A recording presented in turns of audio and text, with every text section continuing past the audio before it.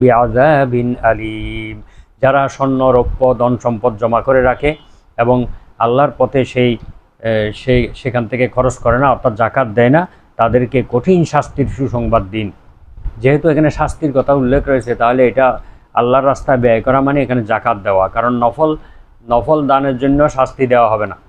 নফল দান তো ঐচ্ছিক দান, এটার জন্য শাস্তির কথা উল্লেখ নেই। যেহেতু এখানে কঠিন শাস্তির সংবাদ দিতে বলা হয়েছে, তার মানে হলো এটা ফরজ, অর্থাৎ জাকাতের কথাই বলা হয়েছে।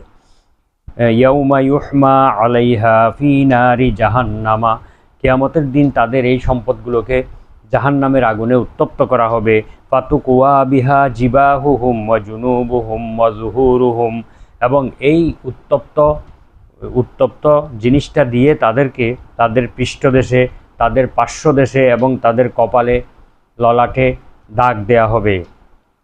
হাযা মা কানাসতুম লিআনফুসিকুম, তখন তাদেরকে বলা হবে এটাই হচ্ছে তোমাদের সঞ্চিত সম্পদ, যা তোমরা নিজেদের জন্য জমা করে রেখেছিলে, আল্লাহর রাস্তায় এখান থেকে খরচ করো নাই, অর্থাৎ জাকাত দাও নাই। ফাযুকু বিমা কুনতুম তাকনিজুন, অতঃপর তোমাদের সঞ্চিত সম্পদের শাস্তির স্বাদ তোমরা গ্রহণ করো। এভাবে তাদেরকে জাহান্নামের মধ্যে শাস্তি দেয়া হবে। তারপরে কিয়ামতের ময়দানে তাদেরকে প্রাথমিকভাবে একটা শাস্তি দেয়া হবে, সেখানে 50,000 বছরের সেই কিয়ামতের ময়দানে শাস্তিটা হলো এরকম। মহানবী সাল্লাল্লাহু আলাইহি ওয়াসাল্লাম বলেন, হাদিসের মধ্যে এসেছে বুখারী শরীফে, যে মান আতাহুল্লাহু মালান ফালাম ইউয়াদ্দি জাকাতাহু, যেই ব্যক্তিকে আল্লাহ তাআলা ধন সম্পদ দিয়েছেন, নেসাব পরিমাণ সম্পদ দিয়েছেন, অতঃপর সেই সম্পদের জাকাত আদায় করে নাই, মুসসিলা লাহু ইয়াউমাল কিয়ামাতি শুজাআন আকরা লাহু জাবিবাতান, কিয়ামতের দিন তার এই সম্পদগুলোকে কিয়ামতের ময়দানে একটি বিশাল বিষধর সাপে পরিণত করা হবে, যেই সাপের দুইটি তার চোখ থাকবে, দুইটি উজ্জ্বল চক্ষু থাকবে। ইউতাব্বিকুহু ইয়াউমাল কিয়ামাহ, কিয়ামতের দিন এই সাপ তার গলায় পেঁচিয়ে দেয়া হবে।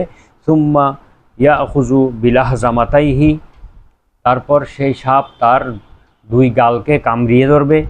ইয়ানি সাদাকাইহি সুম্মা ইয়াকুলু, তার দুই গাল কামড়ে ধরে তাকে বলবে আনা মালুকা আনা কানজুকা, আমি তোমার মাল, আমি তোমার সঞ্চিত সম্পদ, তোমার জমাকৃত সম্পদ, এখন তুমি এই সম্পদের স্বাদ গ্রহণ করো। এভাবে সে অনবরত কামড়াতে থাকবে।